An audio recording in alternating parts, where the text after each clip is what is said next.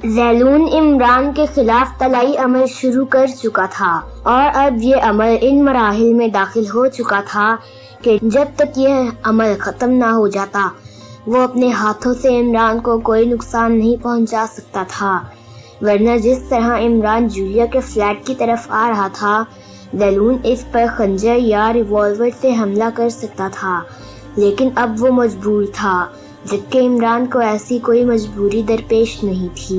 وہ ذیلون کو دیکھ لیتا تو فوراً اس پر گولی چلا سکتا تھا، اس لیے ذیلون نے جولیا کے فلیٹ سے فرار ہونے میں ہی خیریت جانی۔ ویسے بھی وہ جس مقصد کے لیے آیا تھا وہ پورا ہو گیا تھا۔ عمران کے 3 ساتھیوں کو الٹا لٹکا کر اس نے نیچے آگ لگا دی تھی۔ یہ ایسی آگ تھی جسے کوئی نہیں بجھا سکتا تھا۔ عمران کے ان 3 ساتھیوں کا خاتمہ اب لازمی امر تھا۔ ریڈ کلب میں نگو دادا کو عمران کے قتل کا ٹاسک دے کر ذیلون اپنے کمرے میں ظاہر ہوا۔ تالشائی اس کے ساتھ تھی۔ آقا، تیرا دشمن خاص جولیا کے فلیٹ پر بے فکر ہو کر آ رہا تھا۔ اگر تو اس پر ریوالور سے حملہ کر دیتا تو وہ یقینی طور پر مارا جاتا۔ اب معلوم نہیں نگو دادا اسے ہلاک کر سکے گا یا نہیں۔ تالشائی نے کہا، بکواس بند کر، جو بات میں جانتا ہوں وہ تو نہیں جانتی۔ ذیلون نے اسے ڈانٹتے ہوئے کہا، ہاں آقا، یہ بات تو ہے، تو آقا ہے اور انسان ہے، تیرے پاس عقل ہے۔ تالشائی نے کہا، اچھا اب تو اپنی بکواس بند کر اور مجھے عمران کے ساتھیوں کی چیخیں سننے دے۔ اس وقت ان کی چیخیں پوری بلڈنگ ہلا رہی ہوں گی، ذیلون نے کہا، اور پھر اس نے اپنی آنکھیں بند کر لیں۔ لیکن جیسے ہی اس نے اپنی آنکھیں بند کی وہ بری طرح چونکا اور اس نے فوراً ہی آنکھیں کھول دیں۔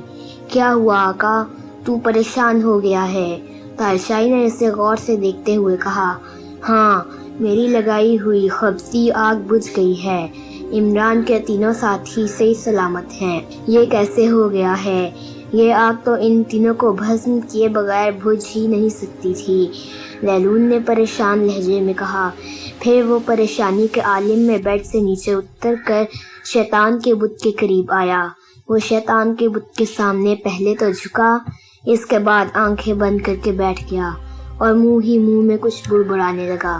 تھوڑی دیر بعد بلی کی کریہ چیخ سنائی دی تو ذیلون نے اپنی آنکھیں کھول دیں۔ اچانک چھت سے ایک بلی اس کے پیروں میں آ گری، بلی اس کے قدموں میں لاٹ پاٹ ہوئی اور پھر وہ ایک ایسی عورت میں تبدیل ہو گئی جس کی شکل کافی حد تک بلی سے مشابہ تھی۔ آقا، تو نے کشیلی کو طلب کیا ہے؟ اس نے ذیلون کے سامنے جھکتے ہوئے کہا۔ ہاں، اب تو نے کچھ دنوں تک میرے ساتھ رہنا ہے، ذیلون نے تحکمانہ لہجے میں کہا۔ ٹھیک ہے آقا، تیرے حکم کی تعمیل ہوگی، لیکن پہلے مجھے بھینٹ چاہیے، کشیلی نے کہا۔ تالشائی، کشیلی کی آواز سن کر ذیلون نے تالشائی کو آواز دی۔ حکم آقا، میں تیرے قریب ہی ہوں، تالشائی نے سر کو جھکاتے ہوئے کہا۔ میرے پالتو چمگادڑوں میں سے ایک چمگادڑ پکڑ لا، ذیلون نے تالشائی کو حکم دیتے ہوئے کہا۔ ٹھیک ہے آقا، تالشائی نے کہا، اور پھر اگلے ہی لمحے وہ غائب ہو گئی۔ محض چند سیکنڈ بعد وہ ظاہر ہوئی تو اس کے ہاتھ میں ایک گہرے سیاہ رنگ کا چمگادڑ تھا جو جسامت میں ایک بڑی بلی کے برابر تھا۔ ذیلون نے بہت سے چمگادڑ پالے ہوئے تھے۔ کشیلی نے اس قدر صحت مند اور کالا چمگادڑ دیکھا تو اس کی آنکھوں میں چمک پیدا ہو گئی۔ ایسے چمگادڑ اس کی پسندیدہ خوراک تھی۔ یہ کشیلی کو دے دو، ذیلون نے تو حکمانہ لہجے میں تالشائی سے کہا تو اس نے چمگادڑ کشیلی کی طرف اچھال دی۔ چمگادڑ نے جیسے ہی اڑنے کی کوشش کی، کشیلی نے اسے فضا میں دبوچا اور اگلے ہی لمحے اس نے چمگادڑ کی گردن میں دانت گاڑ دیے۔ چمگادڑ کی ایک کریہ چیخ بلند ہوئی اور اس کی آنکھوں میں خوف امڑ آیا۔ اس نے کشیلی کے ہاتھ میں تڑپنے کی کوشش بھی کی، لیکن کشیلی نے اسے اس طرح جکڑ لیا تھا کہ وہ معمولی سی حرکت بھی نہ کر سکا۔ پھر تھوڑی ہی دیر میں اس کی آنکھیں بند ہوتی چلی گئیں۔ کشیلی نے اس کے خون کا آخری قطرہ تک چوس لیا تھا۔ خون پینے کے بعد وہ چمگادڑ کا گوشت بھی کھانے لگی۔ تھوڑی دیر میں وہ چمگادڑ کو ہڑپ کر گئی اور پھر اس نے اپنے بازو سے اپنا منہ صاف کیا۔ آقا، جتنے دن میں تیرے پاس رہوں گی تو مجھے ایسا ہی ایک چمگادڑ روز دیتا رہے گا۔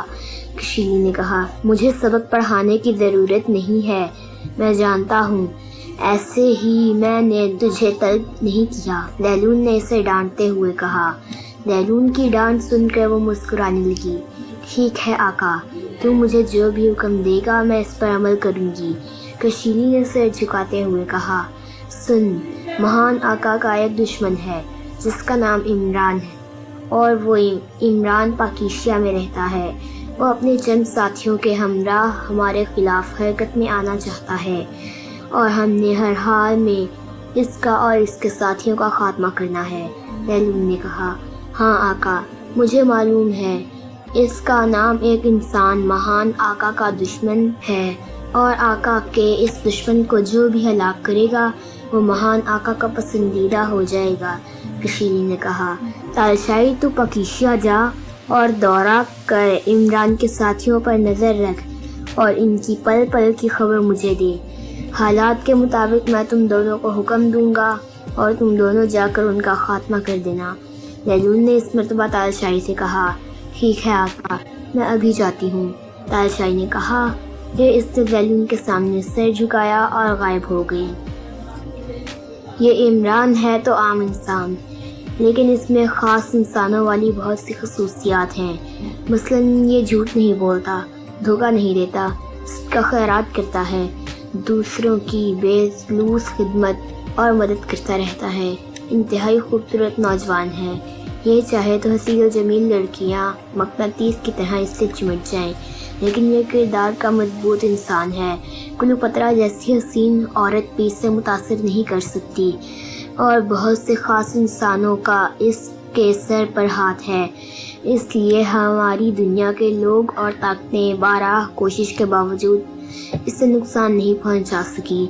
یہ تمام باتیں میرے سامنے تھیں، اور میں نے ارادہ کر لیا کہ میں اس کا خاتمہ کروں گا ہر حال میں، اس لیے اس کے لیے طلائی عمل کر رہا ہوں، اور چاہتا ہوں کہ جب تک میرا عمل مکمل نہ ہو جائے یہ اس طرف کا رخ ہی نہ کرے۔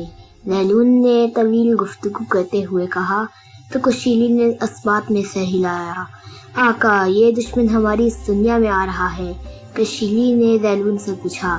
ہاں، یہ اپنے ساتھیوں کے ساتھ یہاں آنا چاہتا ہے، کیونکہ طلائی عمل کے لیے میں نے اس کے ایک ساتھی کو اغوا کرایا ہے۔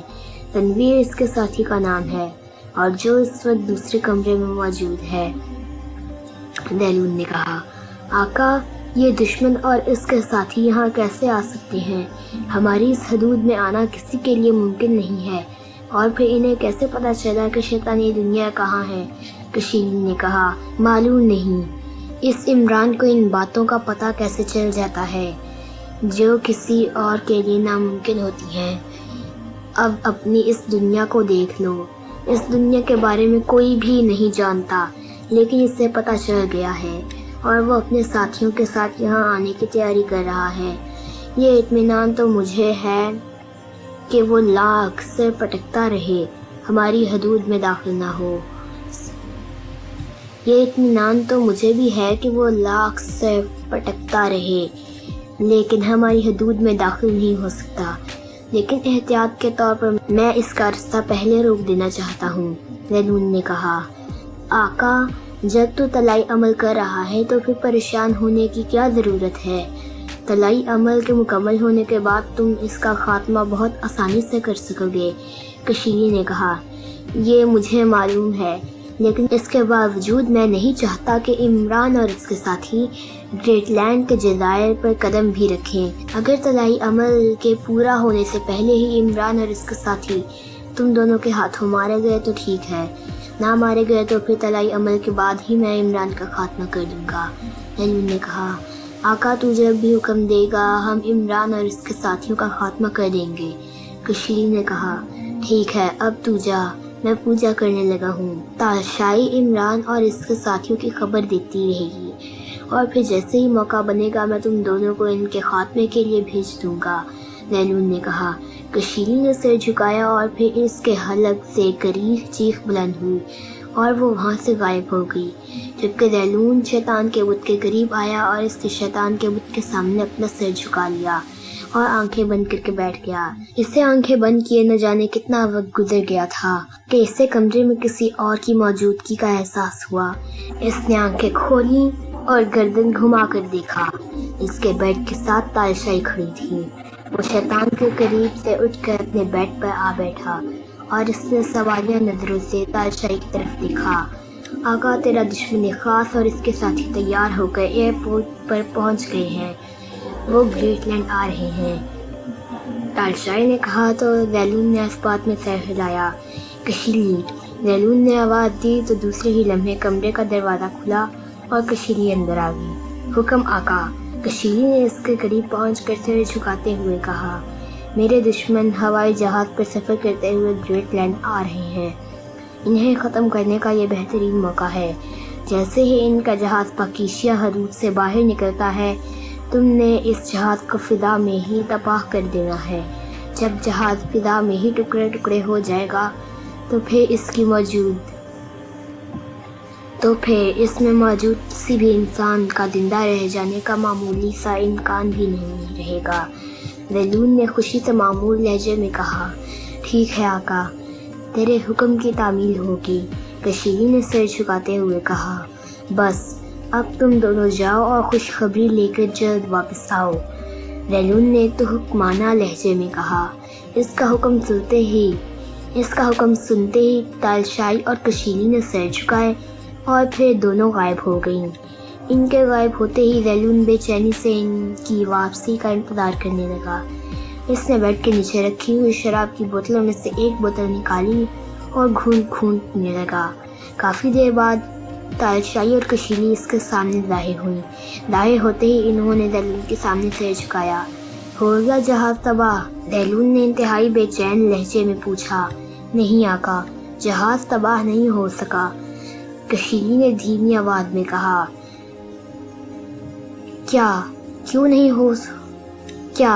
کیوں نہیں ہوا جہاز تباہ؟ ذیلون کو یکدم غصہ آ گیا اور اس نے چیختے ہوئے کہا۔ آقا، جب ہم اس جہاز کے قریب جانے لگتی ہیں تو ہمیں جہاز کے چاروں طرف آگ کا سمندر دکھائی دیتا ہے، اور جب ہم جہاز سے دور ہو جاتی ہیں تو آگ کا سمندر غائب ہو جاتا ہے، تالشائی نے کہا۔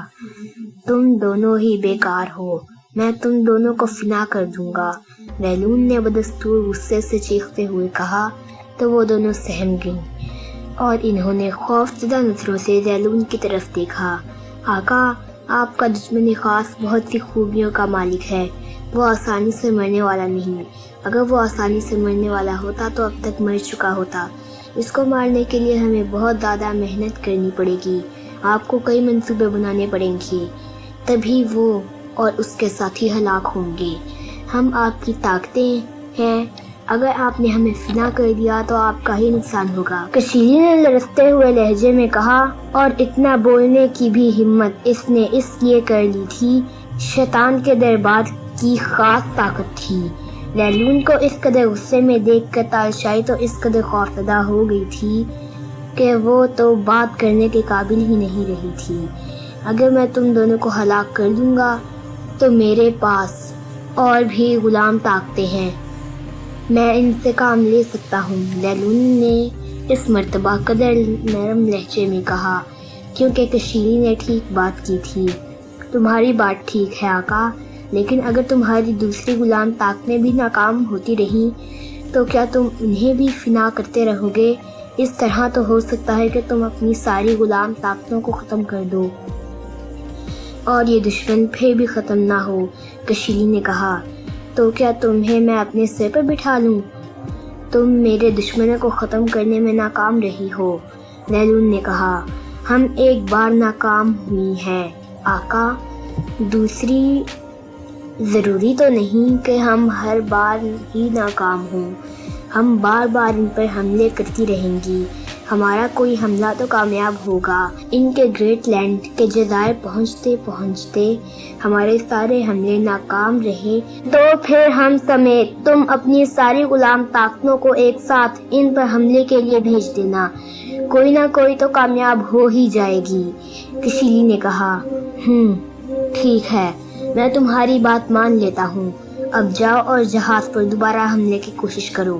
اگر اب بھی جہاز تباہ نہ ہو تو پھر جہاز کو اپنی نظروں میں رکھنا، اور جیسے ہی یہ لوگ گریٹ لینڈ پہنچے مجھے آ کر بتانا۔ ذیلون نے اس مرتبہ نرم لہجے میں کہا، ٹھیک ہے آقا، ہم ابھی جاتی ہیں، ہم تمہاری ہدایات پر عمل کریں گی۔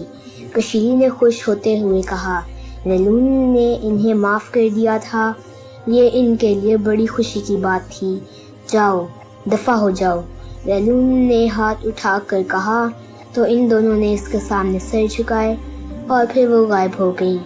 ان کے جانے کے بعد ذیلون سوچنے لگا کہ وہ کون سا طریقہ استعمال کرے کہ عمران اور اس کے ساتھی ہلاک ہو جائیں۔ وہ نہ جانے کتنی دیر تک سوچوں میں ڈوبا رہا، پھر اس کے ذہن میں ایک آئیڈیا آ ہی گیا۔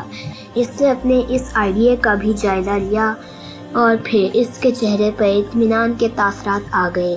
وہ بیڈ پر لیٹ گیا۔ اسے بیڈ پر لیٹے کچھ ہی دیر ہوئی ہوگی کہ تالشائی اور کشیلی اس کے سامنے ظاہر ہو گئی۔ آقا، تیرا دشمن خاص اور اس کے ساتھی گریٹ لینڈ پہنچنے والے ہیں، تالشائی نے کہا۔ انہیں گریٹ لینڈ پہنچنے دو۔ گریٹ لینڈ میں وہ جہاں قیام کریں گے تم میں سے ایک آ کر مجھے بتائیے، مزید ہدایات میں پھر دوں گا، ذیلون نے کہا۔ آقا، حکم کی تعمیل ہوگی، تالشائی اور کشیلی نے کہا، اور پھر وہ دونوں غائب ہو گئیں۔ پھر تھوڑی ہی دیر گزری تھی کہ تالشائی ایک بار پھر اس کے سامنے حاضر ہوگی۔ آقا، تیرا دشمن خاص اور اس کے ساتھی گرین ہوٹل میں ٹھہرے ہیں۔